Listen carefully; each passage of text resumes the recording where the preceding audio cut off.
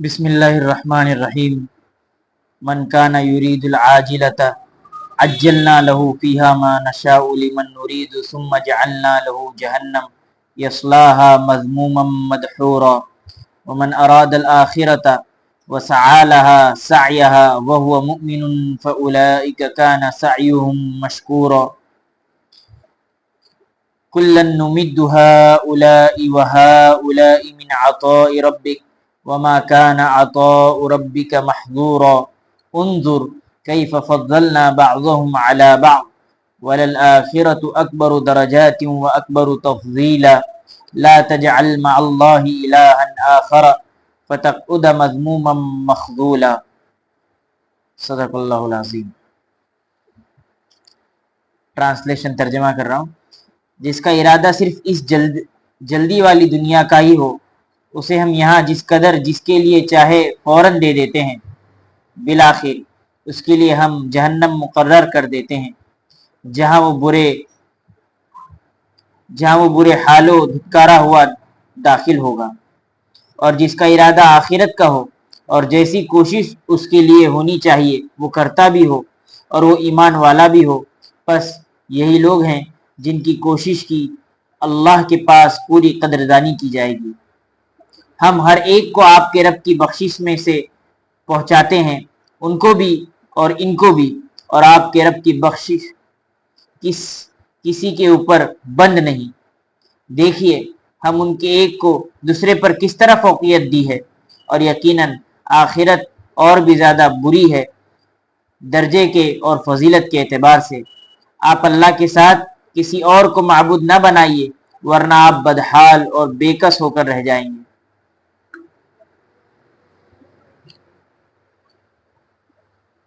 یہ تو ہو گیا ٹرانسلیشن، کچھ سمجھ میں آیا؟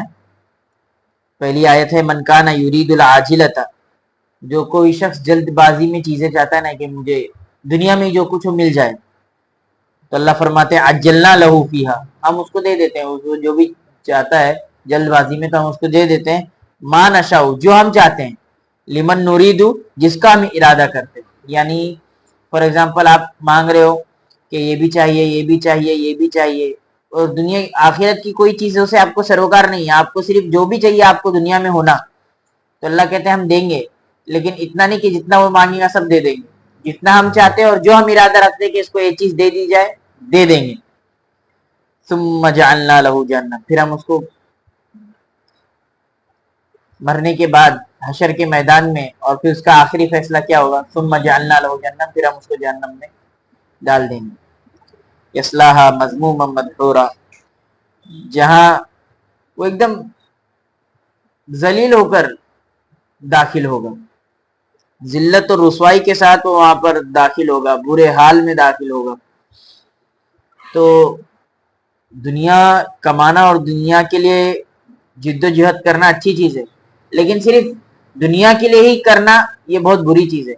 ہمیں دنیا کے ساتھ ساتھ اپنی آخرت کو بھی نظر ہمیشہ رکھنی چاہیے۔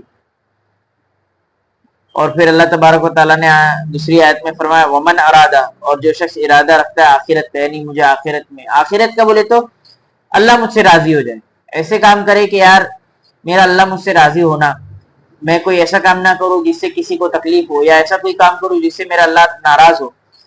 کوئی بندہ اللہ کو راضی کرنے کا کام کرتا ہے، اس کا مطلب یہ ہے کہ وہ کل مرنے کے بعد اچھا بدلہ اللہ سے مانگ رہا ہے، تبھی تو وہ اچھی کام کر رہا ہے۔ جو آخرت کا ارادہ رکھتا ہے وسعی لہا، اور اس کے لیے وہ کوشش کرتا ہے، ایسا نہیں کہ یار دعا کرو میں نماز پڑھنے والا بن جاؤں اور پڑھتا ہی نہیں، اور دعا کرو میں روزے رکھنے والا بن جاؤں، روزہ رکھتا ہی نہیں، یار دعا کرو میں شراب چھوڑ دوں، لیکن کوشش کرتا ہی نہیں شراب چھوڑنے کی۔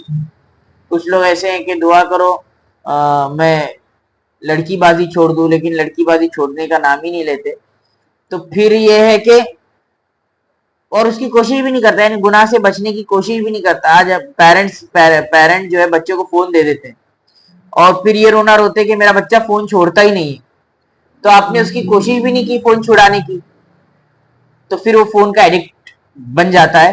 تو اس میں کس کی غلطی ہے؟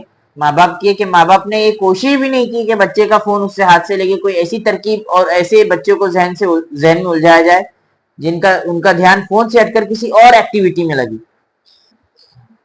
تو جو آخرت کا ارادہ رکھتا ہے اور اس کی کوشش کرتا ہے تو وہ کیا ہے پھر؟ اللہ تبارک و تعالیٰ کہتے ہیں یہی مومن ہے. یعنی جو نیک اعمال کر رہا ہے بشرطے کہ کیا ہو اس کے اندر ایمان ہو. تو اللہ فرماتے فَأُولَئِكَ كَانَ سَعْيُهُمْ مَشْكُورًا،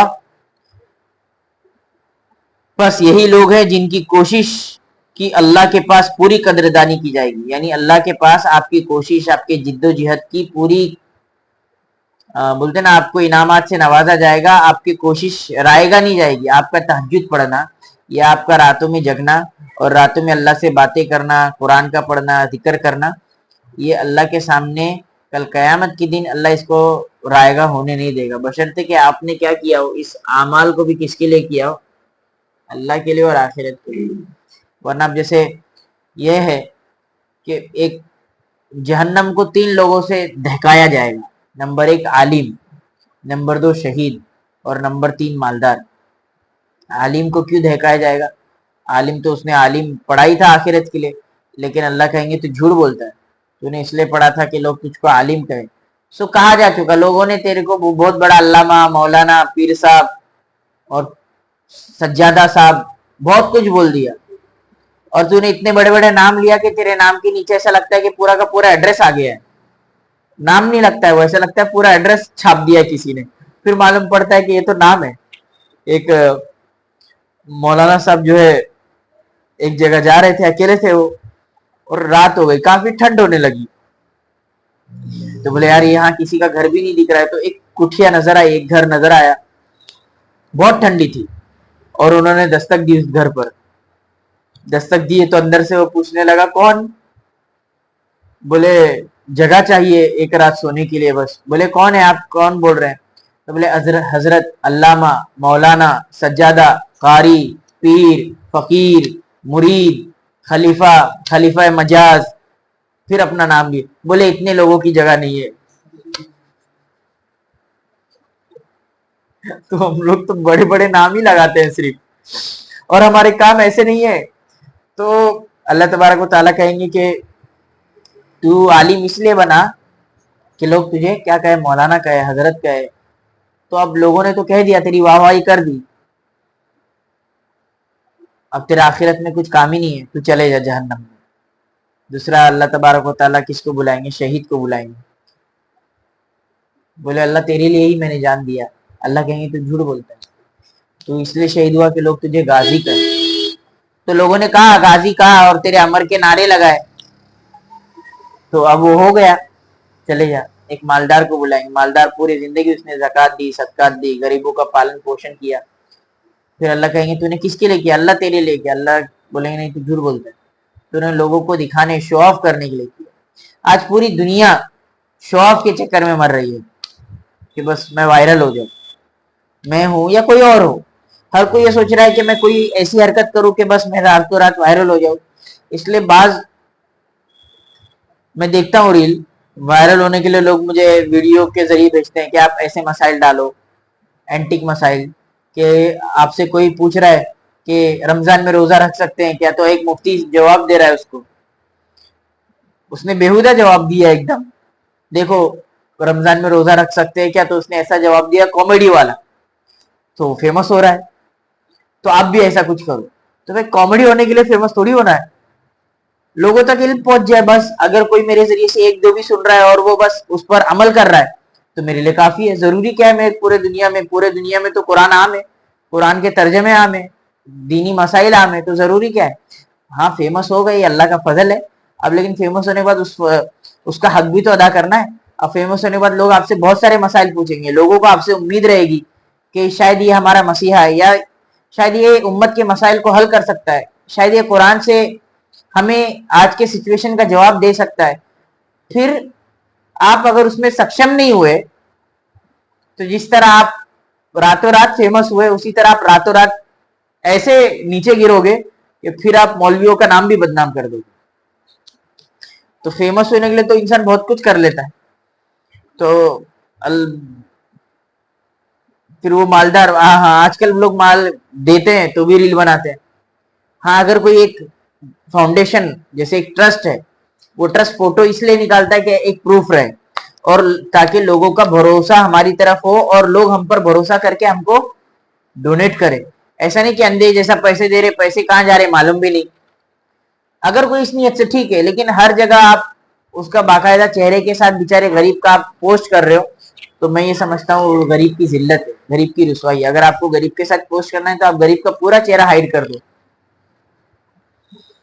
तो जो दिखलावे के लिए करता है, अल्लाह तबारक व तआला कल उसको बता देंगे तूने दिखलावे के लिए किया, रातों रात फेमस भी हो गया, अब चले जा। वमन अरादा, और जो आखिरत के लिए करता है, वसआलहा, और उसकी कोशिश भी करता है, तो अल्लाह कहते हैं वो मोमिन है, तो हम उसके जो नेकी का, उसकी कोशिशों का बदला हम उसको जरूर देंगे।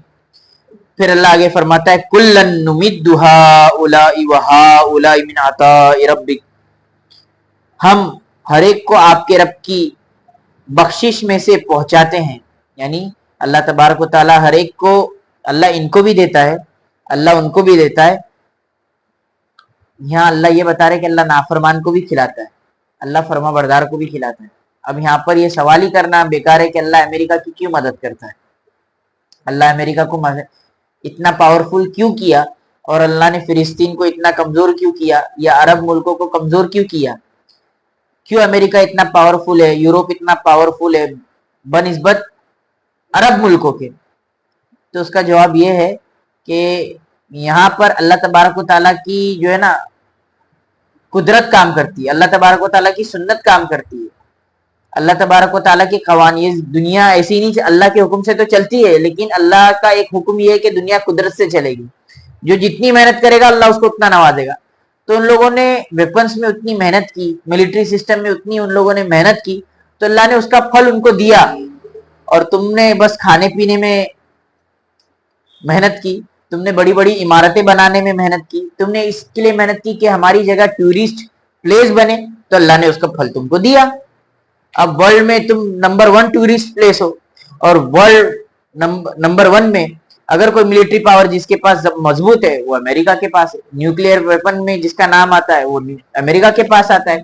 उन लोगों ने उस हिसाब से मेहनत की तो अल्लाह ने उनको अता किया, और तुमने जिस हिसाब से मेहनत की तो अल्लाह ने तुमको उस हिसाब से अता किया।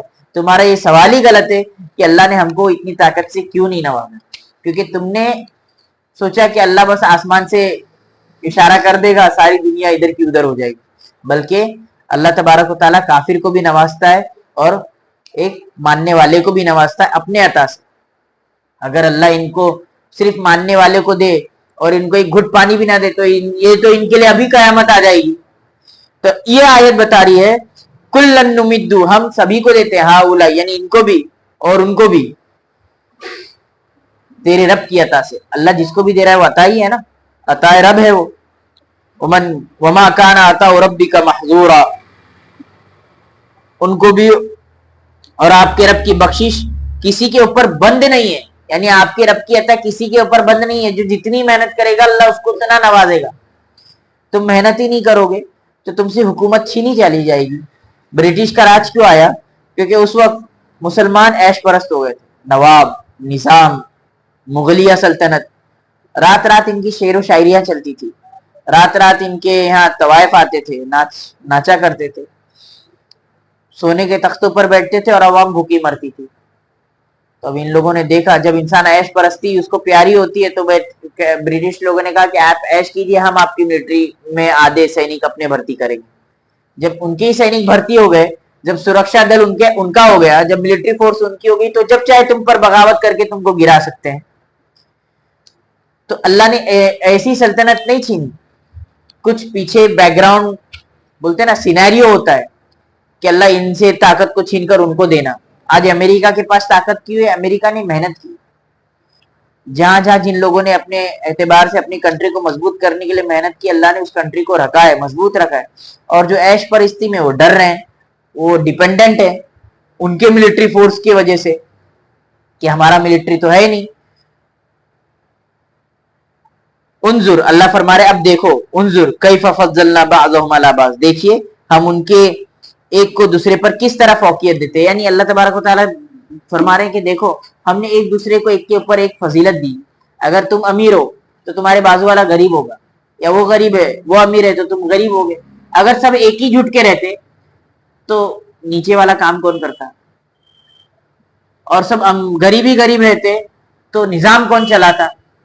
اچھا ایک یہاں پر یہ بات ہے کہ اگر میں یہ کہتا ہوں کہ یار میرے اس دوست کو کتنی زیادہ، یعنی سمجھو میرے دوست کو 55,000 سیلری ہے اور مجھے 20,000 ہے، اور میں اس پر چڑ رہا ہوں یار میرے دوست کو 55,000 پگار ہے اور سالہ میری 15,000 پہ اٹکی پڑی ہے، تو اس کا مطلب یہ ہے کہ میں اللہ کی تقسیم پر راضی اور خوش نہیں ہوں، کیونکہ 15,000 اور 55,000 کی تقسیم میں نے نہیں کی بلکہ اللہ نے کی ہے۔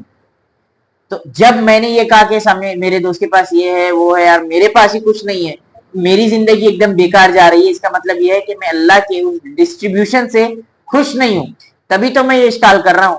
ہاں یہ ہمیں ہونا چاہیے کہ اے اللہ میرے دوست جیسا مجھے بھی کر دے یا اس سے خوشحال بنا دے، بے شک میں آپ کی تقسیم پر راضی ہوں، لیکن میرے مال میں برکت عطا فرما، مجھے مال کی کثرت عطا فرما، مجھے کسی کا محتاج نہ بنا، اور مجھے صحت، جب انسان اللہ سے مانگے گا تو اللہ دے گا، لیکن شکایت جب کرتا ہے بندہ کہ یہ ایسا ہے میں ایسا کیوں نہیں، تو یہ اللہ کے اوپر سوال اٹھاتا ہے کہ اللہ میں تیری تقسیم سے خوش نہیں ہوں۔